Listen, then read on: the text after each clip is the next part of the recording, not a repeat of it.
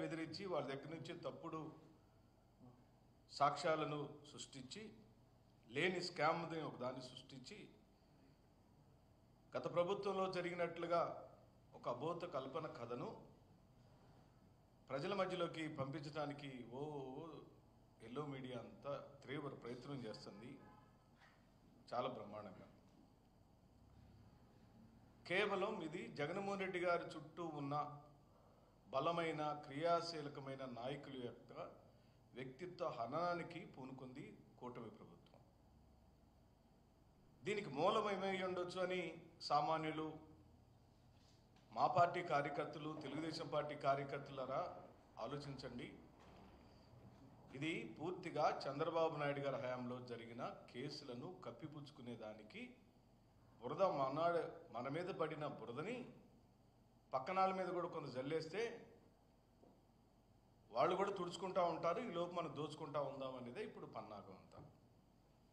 అసలు లిక్కర్ స్కామ్ని ఎవరు చేశారండి? కొద్దిసేపు చర్చిద్దాం. ఈ రాష్ట్ర ప్రజల మధ్యలోకి చర్చని వదులుదాం. విజ్ఞులు, ప్రజ్ఞులు, మేధావులు టీవీ డిబేట్లో కూర్చునే అనేక మంది తర్కం చేసే వాళ్ళందరికీ కూడా నేను మనవి చేస్తున్నా, 2014-19 మధ్య కాలంలో చంద్రబాబు చేసిన లిక్కర్ స్కామ్ గురించి ఎందుకు మాట్లాడలేదని అడుగుతున్నా.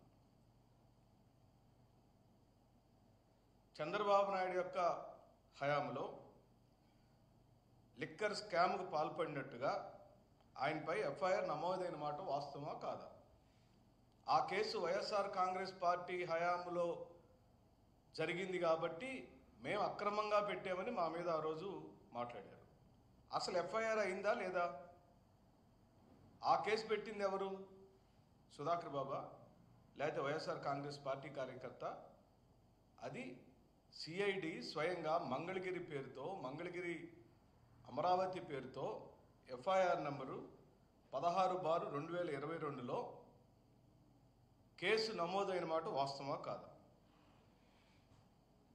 మరి ఈ కేసు సంగతి మాట్లాడకుండా ఆ కేసు సంగతి అలాగే ఉంచి ఈ ప్రభుత్వం కొత్త కేసులు బనాయించే కార్యక్రమం ఎందుకు చేస్తుంది?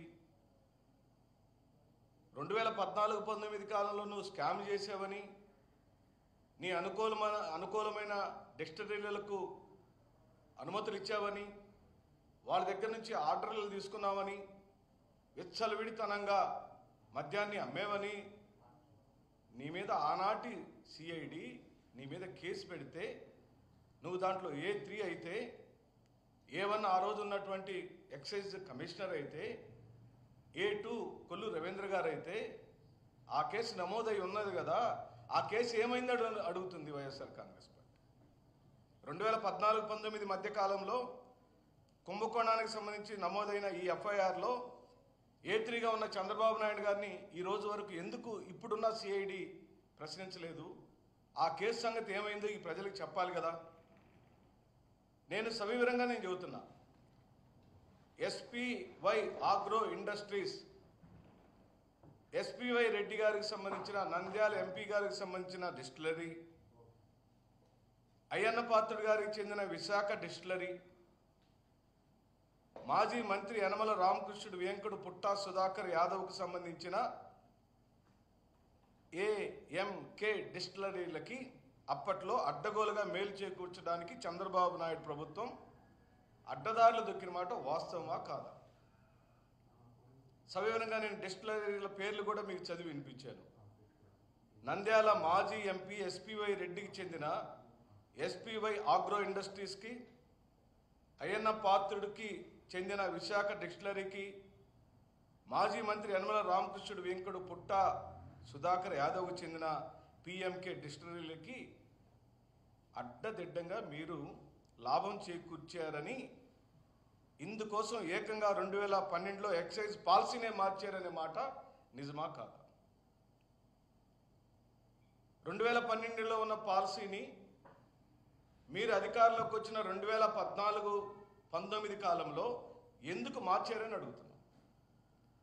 2012 నుంచి 2015 వరకు ప్రభుత్వానికి 2984 కోట్ల పన్నులు రాగా కేవలం మద్యం ద్వారా 2012 నుంచి 2015 మధ్య కాలంలో 2984 కోట్ల రూపాయల ఆదాయం వచ్చింది.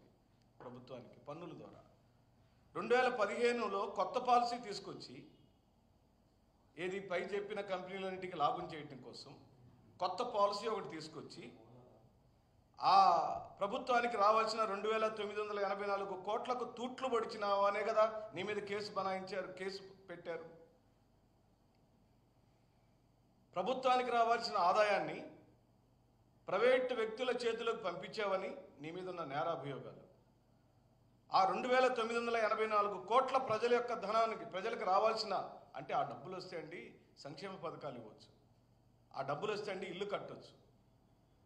ఆ మద్యం షాపుల ద్వారా వచ్చే పన్ను డబ్బులు ఏదైనా ప్రభుత్వానికి డబ్బులు వస్తే ప్రజలకు తిరిగి మళ్ళీ ఏదైనా మేలు చేయడానికి అవకాశం ఉండే కార్యక్రమం జరగాల్సింది మీకు మేలు చేయించుకున్న మాట వాస్తవమా కాదా?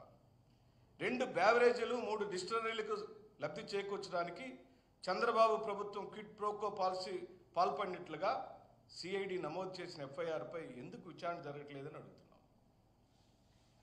మీరు విచారించవచ్చు, ఇప్పుడు కేసులు పెట్టచ్చు, తప్పుడు కేసులు బనాయించవచ్చు. మీరు ఎవరెవరినో తెలియని వాళ్ళని తీసుకొచ్చి సాక్ష్యాలుగా చిత్రీకరించారు. మేమేమంటున్నాము, మీరు చేయండి, ఎంక్వైరీ చేయండి. కానీ సిఐడి ఇప్పటికే నమోదు చేసిన కేసు సంగతి ఏమైందని అడుగుతున్నాం. అసలు స్కామ్ జరిగిన 2014-19 కాలాన్ని వదిలేసి లేని స్కామ్ను ఒక దాన్ని సృష్టించి మీ కక్ష సాధింపు చర్యని జగన్మోహన్ రెడ్డి గారి యొక్క స్నేహితులను, జగన్మోహన్ రెడ్డి గారి యొక్క బంధువులను, జగన్మోహన్ రెడ్డి గారికి అండదండలుగా ఉన్న వాళ్ళు ఎవ్వరు కూడా ప్రశాంతంగా ఉండటానికి వీల్లేదు, ఈ రాష్ట్రంలో ఉండటానికి వీల్లేదు, పరారైపోవాలి, దేశ విదేశాలకు వెళ్ళిపోవాలి, అప్పుడు మనం ఇక్కడ తైతక్కలాడాలి. అందుకని వారి చుట్టూ ఉన్న వారి మీద మీరు దాడి చేస్తున్నారని సందర్భంగా నేను మనవి చేస్తూ, టీడీపీ ప్రభుత్వంలో జరిగిన ఈ ఒక్క కుంభకోణం ఫలితంగా రాష్ట్ర ప్రభుత్వానికి సుమారుగా 1,300 కోట్ల రూపాయల నష్టం వాటిల్లిందని చెబుతున్నాం. నువ్వు సొంతగా చేసిన, నువ్విచ్చిన ఆదేశాల మేరకు ఆ డిస్టిలరీలకు నువ్వు చేసిన మేళ్ల ఫలం 1,300 కోట్ల రూపాయల నష్టం ఈ రాష్ట్ర ప్రజలకు జరిగిందని ఈ సందర్భంగా నేను మనవి చేస్తూ, 2019 ఎన్నికల నోటిఫికేషన్ వచ్చిన రోజు అప్పటి నుంచి ఎన్నికలు జరిగే మధ్యకాలంలో కొత్త డిస్టిలరీలను మీరు ఎన్ని తీసుకొచ్చారు ఈ రాష్ట్రంలోకి? హడావుడిగా ఎందుకు ఆర్డర్లు ఇచ్చారు? కారణం ఏమిటి? సుధాకర్ బాబు కవిత్వాలు అలిచవడానికి ఏముండదు మిత్రులారా. 2019 ఎన్నికల నోటిఫికేషన్ వచ్చిన రోజు నుండి పోలింగ్ తేదీ, అందుకని ఇవ్వబడిన ఆర్డర్లు ఏమేమి ఉన్నాయో అవి రిగ్గు తేల్చమని అడుగుతున్నాం. హడావుడిగా ఎందుకు ఆర్డర్లు ఇవ్వాల్సి వచ్చిందని అడుగుతున్నాం. అవసరానికి మించిన లిక్కర్ కంపెనీలను రాష్ట్రంలోకి ఎందుకు తెచ్చారని అడుగుతున్నాం. నిబంధనలకు విరుద్ధంగా సుమారుగా 70% బ్రాండ్లను కొనుగోలు చేశారు. జీవో వచ్చే రోజు కన్నా ముందే లావాదేవీలు జరిపి దానికి తదనుగుణంగా జీవోలు తెచ్చుకున్నారు. అబ్బా, ఏమి తెలివితేటలు.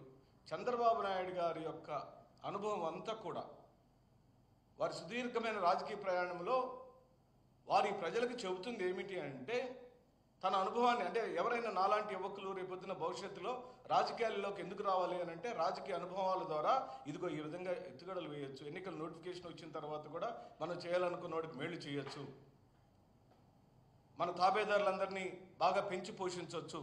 ఇది పక్కా ప్లాన్తో కొందరు అధికారుల సహకారంతో కొన్ని సంస్థలకు అడుగుతున్నాం. నిబంధనలకు విరుద్ధంగా సుమారుగా 70% బ్రాండ్లను కొనుగోలు చేశారు. జీవో వచ్చే రోజు కన్నా ముందే లావాదేవీలు జరిపి దానికి తదనుగుణంగా జీవోలు తెచ్చుకున్నారు. అబ్బా, ఏమి తెలివితేటలు. చంద్రబాబు నాయుడు గారి యొక్క అనుభవం అంతా కూడా వారి సుదీర్ఘమైన రాజకీయ ప్రయాణంలో వారి ప్రజలకు చెబుతుంది ఏమిటి అంటే, తన అనుభవాన్ని, అంటే ఎవరైనా నాలాంటి యువకులు రేపొద్దున భవిష్యత్తులో రాజకీయాల్లోకి ఎందుకు రావాలి అని అంటే, రాజకీయ అనుభవాల ద్వారా ఇదిగో ఈ విధంగా ఎత్తుగడలు వేయొచ్చు, ఎన్నికల నోటిఫికేషన్ వచ్చిన తర్వాత కూడా మనం చేయాలనుకున్న వాడికి మేలు చేయొచ్చు, మన తాబేదారులందరినీ బాగా పెంచి పోషించవచ్చు. ఇది పక్కా ప్లాన్తో కొందరు అధికారుల సహకారంతో కొన్ని సంస్థలకు చట్ట విరుద్ధమైన ప్రయోజనాలు చేకూర్చినట్లుగా బట్టబయలైంది. మరి